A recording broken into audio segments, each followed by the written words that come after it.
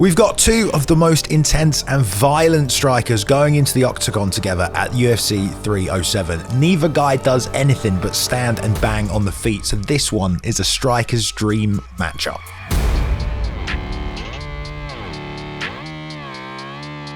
One guy is representing kickboxing, the other Muay Thai. Both quite similar, but both guys have completely different styles. We're going to take a look at how they match up today, and we're going to break down Khalil's offensive and defensive tools, the leg kicking matchup, Rountree's best weapons, and Pereira's kill shots. All right, everybody, welcome back to another episode of The Breakdown. Bosh. That's right, that's not copyright, I can say that. We're going to talk about Alex today, but we're going to talk about him fighting southpaws. That's what we're going to look at. Him versus southpaws. What are his tactics? How well does he do? So this is Khalil Rountree before the Gokhan Saki fight, a fight everyone's talking about because Gokhan Saki was a glory kickboxing champion. Alex Pereira is a glory kickboxing champion. Khalil's also fought two other glory kickboxers, another champion, but we'll get to that in a minute. Before this fight with Gokhan Saki, biggest fight in his career so far, look how relaxed he is. He's looking a little sleepy, he's looking a little lackadaisical, you know, he's discharging all of his energy. And this is an intriguing point about Khalil because he comes out to every fight, he looks a bit different, his stance is always a bit different, and what he does before a fight, sometimes he's twitching, sometimes he's just swinging in the breeze. So I don't really know, but you can tell that mentally he has to travel to a place to be able to fight, right? He gets a bit emotional in there as well. We're going to have a look at that. But Gokhan Saki fight, cool as a pepino, which I believe is cucumber, but I might be wrong. So Khalil, this version of him, let's talk about how he looks way back in the day, a couple of years ago. He's very, very bouncy on this lead foot. It's constantly lifting up, traveling, stutter stepping in and out. And that's just because he wants to explode and blitz forward, almost like a karate style, but his bounce at this point is super pronounced. Circling to the outside so he can set up his left hand, which is his big weapon. But you'll see everything Khalil does, even now, overthrowing a little bit, getting himself off balance. These are the kind of mistakes, we'll call them, that he makes early on in his career that he starts to round out of his game. And again, it's all on this stutter step because all he's trying to do is explode forward and land the left hand because that's his predominant weapon. And obviously, think about the stress levels in this fight. You're against one of the greatest kickboxers ever, as Joe Rogan says before the fight starts, right? You're just fucking waiting to throw that left hand because you're nervous, you're worried, all right? It's a stressful situation. But this is Khalil in this version of himself. It's just bouncing in and out, constant movement, as I said, like a karate blitz until he times the straight left right down the middle. Southpaw v Southpaw, catches him off guard, and then we see some Khalil Rountree ground and pound where his opponents are absolutely terrified. Like, this isn't like a normal TKO where you're rocked and you can barely stay conscious. He's just fucking trying not to get killed by Khalil Rountree, and he does that to everybody. When he knocks them down, he's a terrifying presence when he comes to try and finish the fight. And we're gonna see that, but you'll also see a lot of guys just cover up because they're fucking terrified. So let's flash forward. This is kind of the start of the win streak he's on right now. Modestas Bukauskas, and you can see immediately from just his stance, he's a different fighter already. The lead leg doesn't move. He keeps it very planted, and what he's going to start to look for is this counter check right hook. Very planted, just trying to sneak his way in, and this time instead of blitzing forward, he'll just step and take a step to the outside to set up his back left hand, which is exactly what you want to do, Southpaw v Orthodox. Again, very patient. Very heavy on this front leg, so he can also start to turn in these leg kicks as well. Same against Dustin Jacoby. Even when he's defending, he doesn't really take a step back. He's holding his ground. Doesn't even step, just leans out of the way of the damage. Planting himself. It's a much different fighter already because of all this extra Thai work he's been doing over in Thailand. Reactionary stuff with Khalil as well. It's always lead hook into the straight left. Two major weapons really on the feet for Khalil. The lead hook and the straight left. The straight left is, you know, his shotgun, his sniper, it travels the furthest, it does the most damage. But this lead hook, it sets up the back left, but we're also gonna see in a minute, it's the Southpaw wall, I like to call it. It's the check hook from Southpaw with the lead hook. Valentina Shevchenko, Luke Rockhold, those are people who really made good use of it if you want to see some lead hook checking defensively, but we're gonna see it in a second. But for now, the 3 and the 2. The lead hook, the straight left, is what Khalil Rountree is all about. Here again, touching, as soon as he absorbs a kick, attacking straight away with the lead hook into the straight left again. Real close on the distance here, takes the angle with the lead hook to set up the straight left, and you also see some flurries from Khalil in these positions where he is, again, getting a little emotional, but has the power advantage. And this is good tracking here from Khalil as well. Watch him mirror the footwork perfectly of Modestus. Again, a much more disciplined fighter than we saw earlier, has a game plan of what he's trying to do. And again, we see the fear from the opponents who just run away from the power that Khalil Rountree has, because he hits very hard. So that's Khalil Rountree when he's moving forward, trying to cover distance, big lead hook, straight left behind it. But something else Khalil does is he'll just creep up on his opponents, stand right in the danger zone, and just touch, because he's also very good at slipping and firing back. All martial arts are different. Something you'll see a lot in Muay Thai is as soon as you get hit, as soon as you check a kick, I've got tight trousers on today, as soon as you check a kick, you attack straight away, you fire straight back. And that's what Khalil is very good at, baiting the offense. As soon as you touch him or commit, he's gonna be firing back with his own combos. But he's also good at head movement, slipping, and again, bringing that southpaw check hook into focus, into part of the offense. So we're gonna see this now, where he'll just hang out in front of you, just touch with the lead hand. He wants to bait you into committing because he's looking to slip and counter. So touch with the lead hand, waiting for the head movement, And again, the pressure, the threat of the power from Khalil. He can stand here and just wait for you. He's got the confidence as soon as you fire, I'm gonna exchange, slips to the outside and comes through with his right hook over the top. We see again here, kind of a similar thing, just waiting, slips the jab again, big left hook over the top, and again, tries to put the two behind it that time also. Against Chris Dorcas as well, lots of touching with the lead hands, parrying and trying to come down. But we also saw something else weird from Khalil in this fight, is he started to attack this lead arm and smack it out of the way for Chris Dorcas. Sends it flying. So we go back to talking about the lead hook. We talk about southpaw versus orthodox, right? Orthodox v orthodox, the jab is really important because you're kind of at an equal distance from each other. You're coming across the body. The jab sets up the back to come across the opposite side. When you're in opposite stances, the lead hand becomes way less about the jab and way more about controlling range, navigating your opponent's lead hand for jab work, and then trying to find ways to operate around it.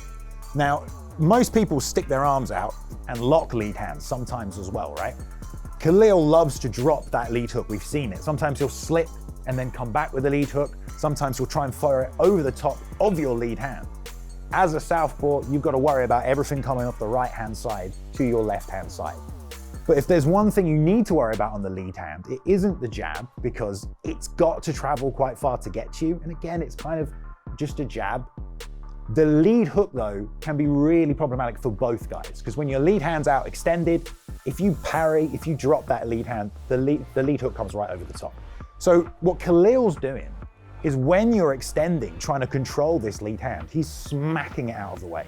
He's saying, we ain't playing that game. I don't want you to set your range. I don't want you to try and feel over the top of my lead hand. I'm gonna smack it out of the way and I'm gonna time my offense at the distance I wanna be. It's just a very creative tactic. I'm not saying that this is what everyone should do. We're just having a look at what Khalil does. And he's got some sneaky stuff that you can also see there's thought behind it.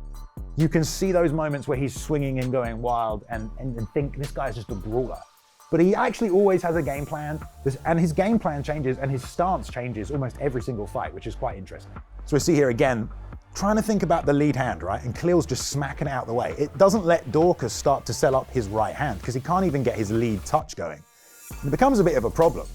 It gets to the point where Chris isn't sure if he's going to smack the hand or chain into a leg kick. It starts to set up other parts of his offense in this fight.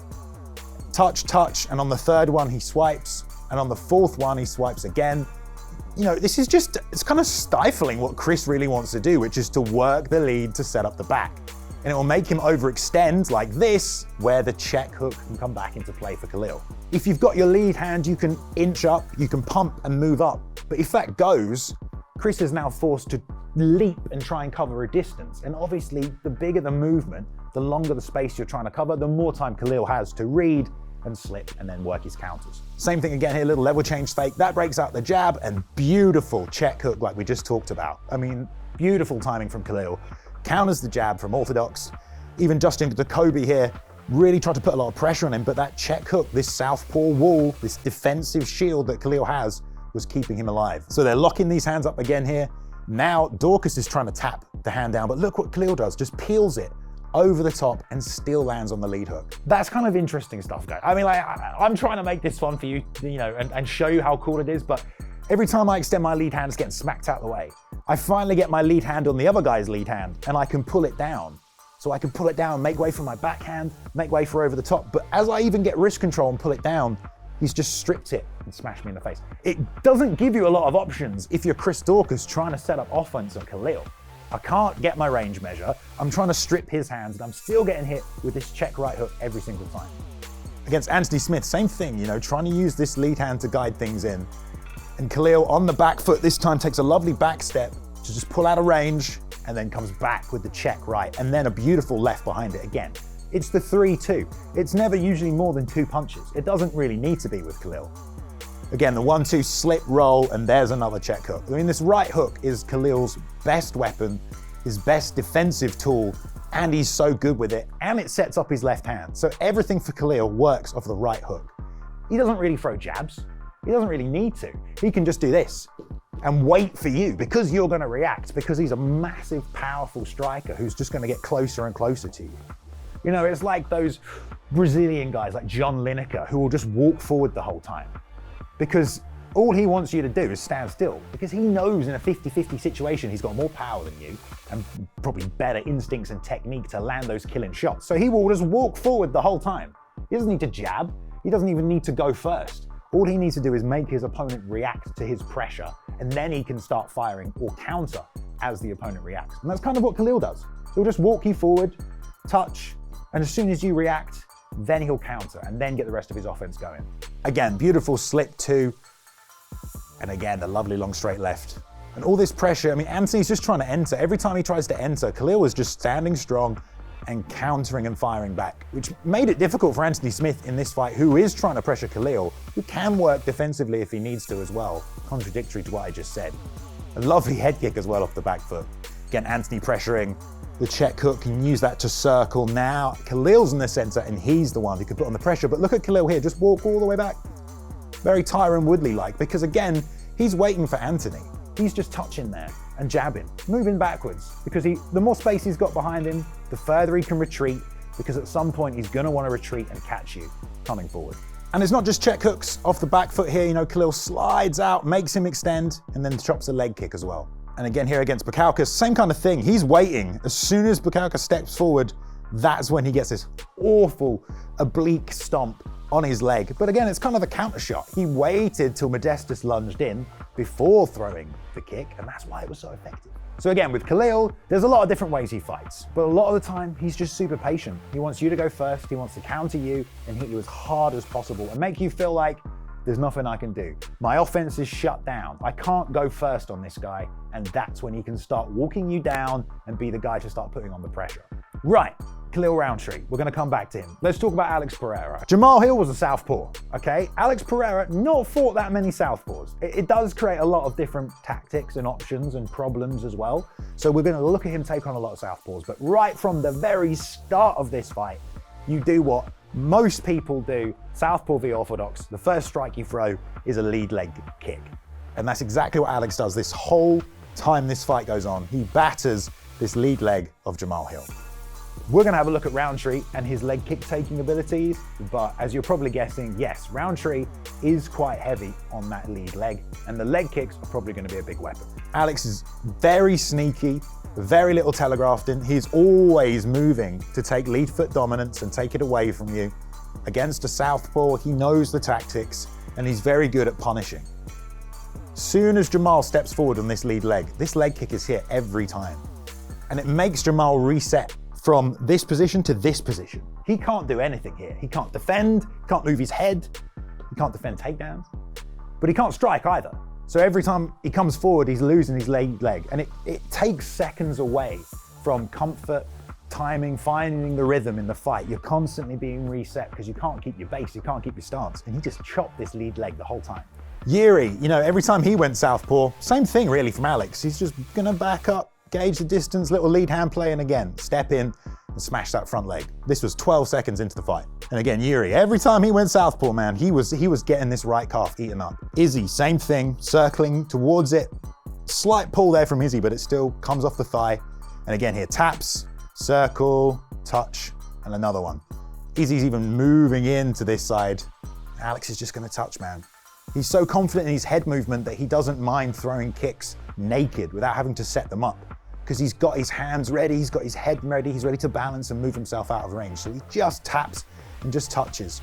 Again, lead hand hit play here for Jamal, trying to grab wrist control. While he's thinking about what's going on up here, Alex is just looking to throw these leg kicks again. So Jamal throws a front kick. Again, the feet come together. He has to reset his stance. As soon as he does, puts his back foot there, ready to step forward, the leg kick comes and he's got to go back here and got to reset the stance again. I mean, Jamal Hill, so focused on trying to set up the boxing that really, for the first 2 minutes of this fight, he was just getting his lead leg beaten up. And like, you compound that over 25 minutes and it's going to cause a problem. The fight with Jacoby was kind of interesting. Jacoby played a lot of hit and run against Khalil. And also, this was a split decision. I think Justin did very well in this fight. He found a lot of ways to give Khalil problems. One of them was touching, pulling out, and getting Khalil to miss, and doing such a good job really of just dipping his head. Jacoby's great at just this slight level change as stuff peels over his head. But also what he started to do as well was attack that lead leg of Khalil. So as he's getting him to swing over on these big combinations and he's losing his balance a little, it's exactly when Jacoby steps in and starts to chop the lead leg. Up against the cage here, Carl Robertson, another glory kickboxer, he was landing some pretty heavy leg kicks on Khalil as he's trying to sneak in, to get you to come forward. These leg kicks, you can't slip and counter a leg kick, and he ends up eating them a lot of the time. Against Carl Robertson here as well. He kept pinning him against the cage, which was good, but really the only thing Khalil ate in this fight consistently was these leg kicks from Carl, who again touches the hand there and chops one off. And Jacoby trying to level change, trying to bait Khalil. There's a nice leg kick as well. Just threw that one in there. And then again, stiff arms, the lead hook that's gonna come back from Khalil, which you can fully expect Pereira to do. We talk about the lead hook being a problem, the lead hand being there. I mean, one of the best ways to block a lead hook, south of the orthodox, is just this. And you can do that while retreating. You gotta be careful they don't come over the top of it, but if you catch it right, you can frame out a hook and it's just gonna wrap and just stop right here. It's exactly what Alex is gonna do when he's sliding backwards, which means he can chop those kicks and then just drift away. Again, Khalil leaning backwards here because he's looking for these slip counters, but he's putting so much weight on the lead leg when you're leaning like this. Nothing wrong with it, it's just Jacoby took advantage and was able to just touch it constantly. Again here, level change. Look how low Khalil gets and sits all the way down on that. I mean, that is painful. But credit to Khalil, he took these all the way through the fight, kept coming forward. And, I'm showing you eat them. It didn't really seem to affect his game that much. I mean, I'm sure it did. A little bit slower and sluggish on that lead leg. You can tell again how heavy it is. But Khalil able to jump through and land a combination, still able to cover the distance. So just because the leg kicks are landing doesn't mean there's not going to be any danger from Khalil charging forward. And of course from Alex, right, the one big weapon we always talk about, the left hook, right? We were setting this up earlier. And how does he set that up? Jabs to the body, right? Now, we saw the most effective version of that when he fought Sean Strickland, jab to the body, jab to the body, jab to the body, left hook to the head, knocks him out. That's orthodox for the orthodox though. Does the jab to the body still work? Southpaw versus orthodox? Yes, it does. Alex nails Jamal over and over again with this jab to the body, and then he starts putting the leg kicks in with the jab to the body, and it just becomes a lot for Jamal to deal with. It just sticks that thing in there, doesn't he? I mean, it's nasty. You can see again here, we're up high, but I'm gonna go and spear that jab to the body. And again, the idea is to bring this right hand down so this left hook can come around the side. It's pretty simple in concept, but it works super effectively for Alex, who again is just trying to pressure forward and get in this danger zone. So jab to the body here, and a leg kick behind it, right? Mixing up all these weapons, giving Jamal so much to think about. And Jamal's off the back foot blasting these single kicks. There's a nice body kick, leg kick, and Alex is just walking forward the whole time, straight left to the body, and he just comes forward again. And then a jab to the body, and oh look, we're here. We're in the danger zone, right? And this is exactly kind of what we saw when Izzy fought Alex the first time in the UFC. Alex was pressuring, Izzy was throwing techniques off the back foot, good techniques, teeps to the body, body kicks, didn't matter. He just kept walking forward. He can absorb a lot of punishment to the body, to the legs. It never really seems to bother Alex, and he uses those moments just to get you closer to the fence, where again, the left hook becomes dangerous, the danger zone, the danger weapon, numero one. Freaking, what's his name, who did the song? And again, this is the finish right here. We have Alex inching closer, touching the lead hands.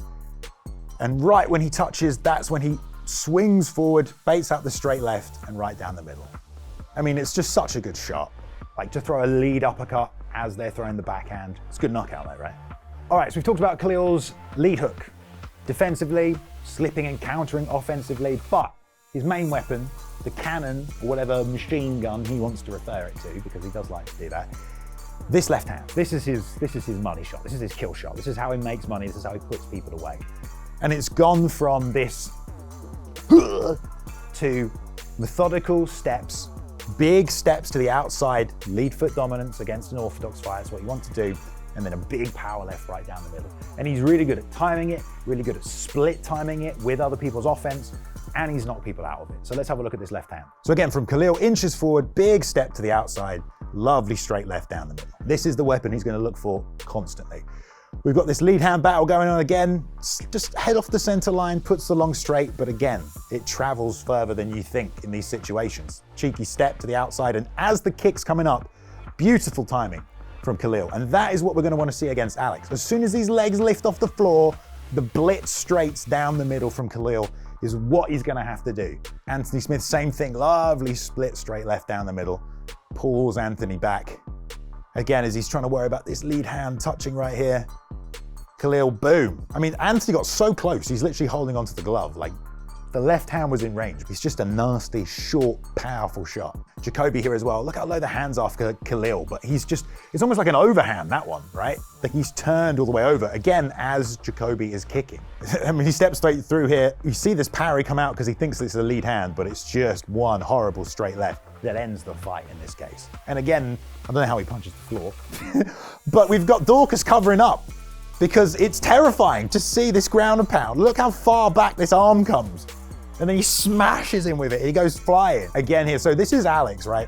Against southpaws with the left hand. We know Jamal Hill's got a great left hand. Alex, so good, man. Like in range, but it's the weight on the back leg and just the pull back that gets out of the way of it. He's very good at reading and gauging distance on these back hands against southpaws. Here as well, he just sort of parries it off the chest really nicely from as Jamal steps through. He doesn't take a big step to the outside, but Alex sees it coming every time, even though he's not had to deal with it that often against southpaws. Same thing again here, just a parry, just covering with the backhand, made it look so easy. Yuri, however, did have some success splitting the guard of Alex, right? Because he kind of holds his hands out a little bit.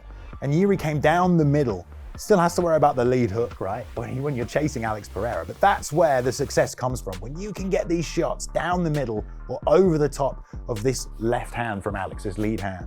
And up close in here, obviously, he almost knocked him out. And again from Yuri here, from southpaw, straight left misses, but he steps through to orthodox. And it's the blitz again down the middle as Alex is backing straight up that tags him, puts him on the fence. And then from here, you know, Yuri gets knocked out, right?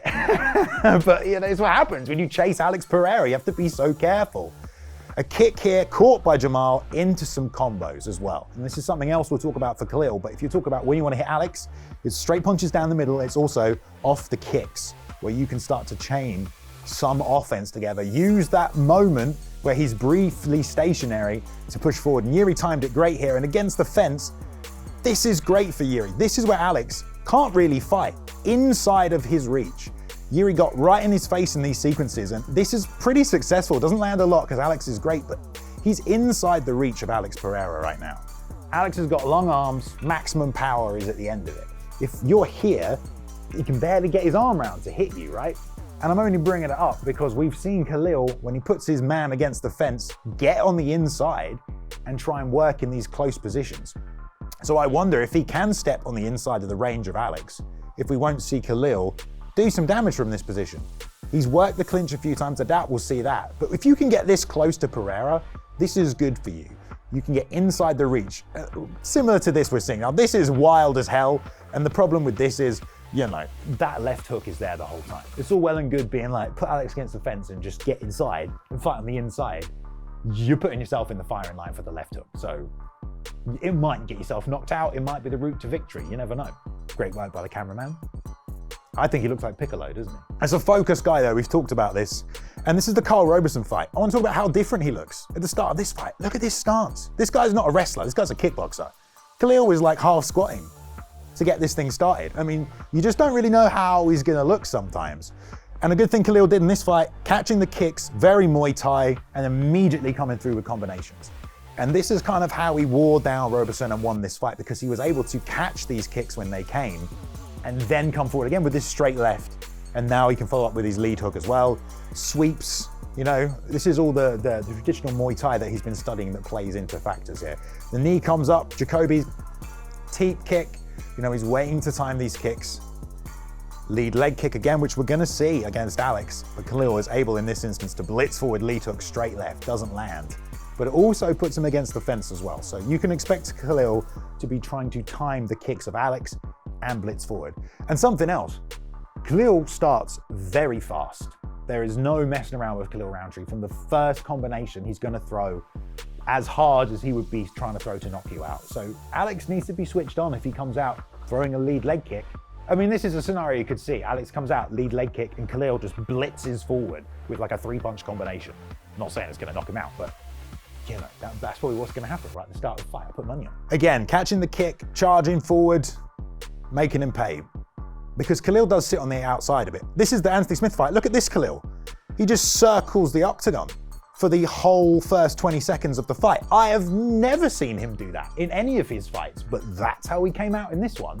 Like, it's very strange to me to see a fighter change his stance and change the opening sort of approach to every opponent so differently every single time. Anthony Smith was actually a lot bigger than him in this fight, which makes you think how big Pereira is going to be. But he can move laterally if he needs to. Khalil himself has some good kicks. He doesn't really set them up. He just fires them full power and just times them well when he's got people thinking about other stuff. Big body kick, lovely left hook of it as well. You can't look at this fight and say Khalil's not going to kick, because he does have good inside leg kicks against southpaws and a nice body kick. But I wonder if he'll be trying to get his hands going and abandon the kicking game when it feels like you're against a superior kicker. Again here, nice body kick as he's getting pressured. And you better believe you eat one of these body kicks from Khalil Rountree, it's gonna hurt. I wanna just touch on something I haven't talked about yet as well, because I think a lot of people bring this up with Khalil. He's very good offensively, but perhaps he's not very good defensively. You know, there's a lot of fighters that are like that. I think given what I've shown you of Khalil with his ability to slip and come with that lead hook, you probably change your opinion of that a little bit. But it's moments like this, you know, this is a finishing shot, but he's loading this uppercut from way down here. Again, like, I'm not his coach. I'm never gonna tell him not to do that, right? This is gonna have so much fucking power on it because it's coming from down here. But if you're an analyst, you would just assume if you're gonna take these big risks, the left hook is gonna be there because it's such a weapon for Pereira. So we do see sometimes Khalil leaves himself quite open on that lead side. And in this case, he absolutely blows Anthony Smith's head off because Anthony's in the same position. His left hand is almost as far down as Khalil's, right? But he absolutely blows his head off with this lead uppercut. Boom. And then the left behind it. I mean, that's it, right? That's the end of the fight, right? Again, 2 punches is all Khalil needs. Doesn't need the ground and pound in this one, even though he's freaking ready like Kratos to destroy him. Nice 1-2-3 here against Carl Roberson, and this is another violent finish from Khalil. 1-2-3, sits him down. Beautiful combo. Ground and pound from the top position. Gets up, knee to the head, throws him to the floor.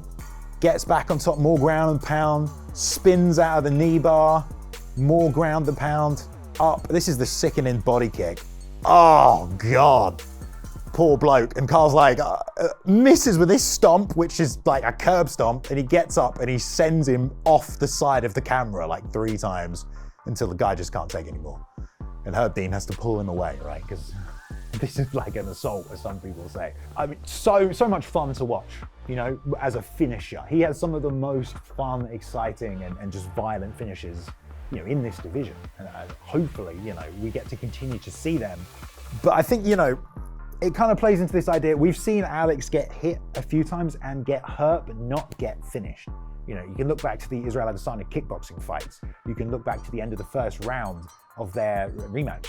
You know, if you don't put Alex Pereira away, he's definitely going to be there till the end of the fight and come back. But Khalil is a guy who's very good at finishing. So if he does clip him, you can maybe rely on the finishing instincts of a guy like this to actually finish the job off. Okay, again, like, I'm not here to tell people how they should fight. I never do that. I never even tell you how to fight, okay? We just watch footage and analyze it, right? But again, we're seeing some holes where the left hook can kind of creep through. as Khalil explodes with his own lead hook. If it does fall short, he is right there to get countered over the top as the hand comes down with the left hook. And Alex is literally going to be forcing that to fall short by pulling out of range. So he is going to have to be careful after he commits to that lead hook that the left's not coming back. Jacoby did a great job of touching Khalil and then also, again, pulling out of range to try and wrap the left hook after fading back. And he kind of cops him with it here. It's not super clean. Anthony, again, was just slipping the hand. I mean, this could happen to anybody, right? Just slipping. But the lead hook is there because with Khalil, you know, he's talked about how his weapons are like guns and he fires them. 1, 2. There's not another thought there to be like, we're going to go 1, 2, 1, 2, 1, 2. It's not rapid fire. It's like execute the technique and then wait and execute the next technique. So there is kind of this fall off after his shots where he's like, I'm done with my combination now. If it was more like 1, 2, ready to go with another 1, 2, the hands would come up a bit faster. But, you know, this is Khalil Rountree. He's knocked out 5 people. He's doing great. If you want to read into how low his right hand gets after combinations, that's up to you. It might not be a problem. It might get him knocked out. Yuri here pressuring Alex. This is kind of a similar situation. We're off the back foot. Alex is really good at firing that left hook. You know, if you're going to try and walk this guy down, you've got to be aware that it's there the whole time. And again, these exchanges from Khalil, this is a big wind-up with the left, but he was right there to get tagged with a left hook from Anthony. Didn't land 100% clean. And Jacoby did a great job at this, of touching Khalil, getting him to react, and then just sort of coming back slightly, pulling out all of this offense from Khalil, and then touching, and then baiting, and touching. And he kind of just started to chip away at Rountree, make him miss on his big shots, slip, lovely head movement, and he could land his own lead hook in there as well. Again, just pulling out of the range of everything. Khalil sometimes, you know, he's the kind of guy that if we're brawling, I'm going to plant my feet and swing, which means if you move backwards, his feet are still going to be there. And this was a good plan from Jacoby, really. If you're looking for like blueprint ways to deal with a guy like Khalil Rountree, again, big extensions, you can just pressure, you can touch, make him react to you, and then come back with 3 or 4 more, and then he throws 1, and then come back with 2 more. It was a very good tactic by Jacoby for a guy who has really good head movement and good footwork, and that's how he can fight like this. I'm just showing you this as well, this little uppercut, right? Because Alex, in his last fight against Yuri, saw in his warm-up that he was resetting, which gave him that fraction of a second to fire the switch head kick that knocked him out. Alex is definitely the kind of guy that looks for patterns in opponents. And Khalil fakes this uppercut. A lot of people fake the uppercut, right? Especially against a wrestler, letting them know it's there. But I think, which we haven't even talked about to end, but I think a big weapon is going to be the right head kick for Alex Pereira against the southpaw Khalil. And if Khalil's the kind of guy who occasionally takes his hand away and fakes the uppercut, those are the split seconds that Alex will be looking to fire up that right head kick. It's not just the head kick though, Alex has like a lot of dangerous kicks from open-sided stances, right? These back legs become the danger zone. If you're the southpaw, you better have a better left leg than their right leg, or you are gonna be fudge caked, okay? If you can't beat the power and the speed of the back leg, you're in a lot of problems. And Alex has a really good back right leg, all right? So you better be careful if you're going open stance against him. He's got nasty body kicks that he'll just fire, right? Doesn't care about them, teep kicks from there, but also these head kicks as well. He's very good, just flicking up with very little effort. Catches him right on the chin. Here, this is like an outside leg kick into a head kick. Izzy's defense for these is to do the old pull away, which is fair enough. But I don't know if I see Khalil Rountree pulling. He's more of a tie guy where he's gonna block and sweep like this, catch and sweep. Nice teep here from Izzy, creates space, but with the space, Alex just fires a beautiful head kick. Look at the fucking extension. And he rocks him and he chases him down with it as well. I mean, this right head kick is a dangerous weapon and he knows he hurt him because he keeps going back to it. He tries it there, he tries it a couple of seconds later here. He knows that that weapon is there and he hurt him with it, so he keeps looking for it. Of course, Izzy has this pull. We'll see what Khalil does to it. This is interesting. Alex comes forward, throws the jab. Yuri's head comes off to the left-hand side. He's leaning off to like this. So Alex goes, okay, cool. Yeah, I know that. I'm gonna step back, give myself a bit of space. And this time I'm gonna fake the strike as Yuri's head comes in the same direction and he goes right into a head kick. Some intelligence on this man, okay? Do not underestimate the IQ of Mr. Pereira. And here, Khalil, dealing with these head kicks quite well, catches that one again. You know, catch and sweep, this is the Thai style, but I mean, this kind of stuff makes me nervous, you know? Like, what are we? This is round 2. I thought this was round 3, like, because he's tired. Nothing wrong with this. It is lackadaisical, but the dude's just like, hands down, just trying to lean out of the way of the head kick, and he gets out of the way of it. But like, if Alex Pereira is chucking that at you, big miss on the left, and again, Jacoby finds a beautiful window. Khalil does a good job keeping the shoulder up, but that one was close as well. And Anthony Smith was just blasting kicks. Big, heavy kicks, man.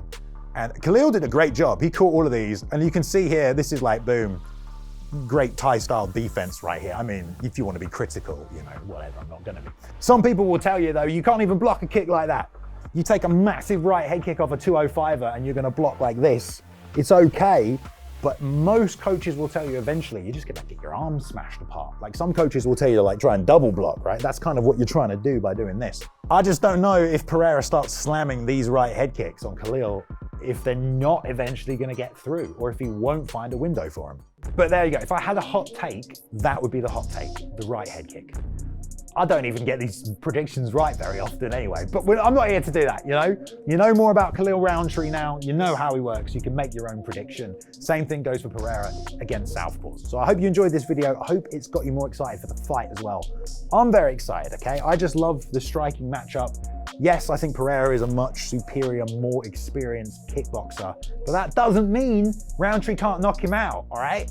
Fucking anything can happen. This is MMA, all right? So just get more excited for the fight, and I hope you enjoy it. 307's coming up this weekend.